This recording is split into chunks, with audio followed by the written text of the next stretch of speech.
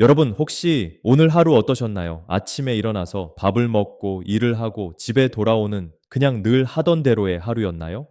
아무 일 없었다고 대답하실 수도 있겠죠. 그런데요, 저는 그 아무 일 없음 속에야말로 하나님이 숨겨두신 가장 귀한 보물이 있다고 믿습니다. 아침에 눈을 떴을 때 창문 사이로 들어오는 햇살을 보셨나요? 하얀 커튼 틈새로 스며드는 그 빛, 너무 평범해서 그냥 지나치기 쉽지만 그건 오늘을 여는 하나님의 첫 인사입니다. 얘야, 오늘도 와줬구나. 반갑다.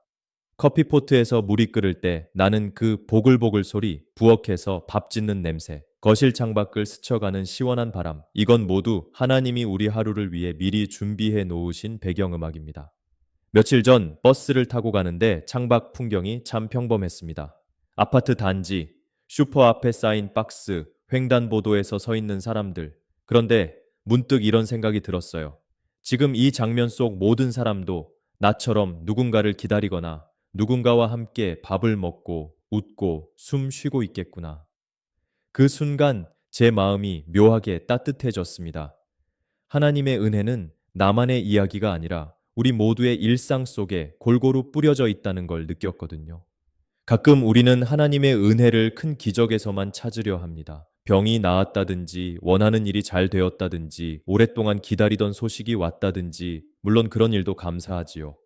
하지만 오늘 제가 나누고 싶은 건 그 사이사이에 있는 은혜입니다. 특별한 사건이 없는 평범한 날, 아무 일 없던 하루, 그냥 흘러가는 듯한 시간이 사실은 가장 안전하고 아름다운 하나님의 품 아니라는 것 말입니다. 저는 얼마 전 시장에 갔다가 한 할머니와 잠깐 눈이 마주쳤습니다. 손수레에는 배추 한 포기, 두부 한 모, 그리고 사과 몇 알이 있었는데 그분이 계산을 마치고 봉지를 묶으며 혼잣말처럼 하셨습니다. 오늘도 잘 샀네. 이 정도면 됐지. 그 순간 저는 그분의 미소에서 오늘도 살았고 먹을 걸 샀고 돌아갈 집이 있다는 감사가 느껴졌습니다. 그건 성경 속 위대한 믿음의 고백처럼 화려하진 않지만 결코 가벼운 감사가 아니었습니다. 혹시 여러분은 오늘 어떤 순간에 미소 지으셨나요?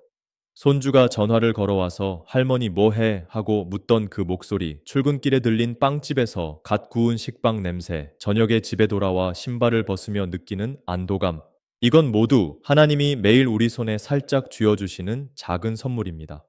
그 선물을 감사라는 이름으로 뜯어볼 때 우리는 하루가 얼마나 부요한지 비로소 깨닫게 됩니다.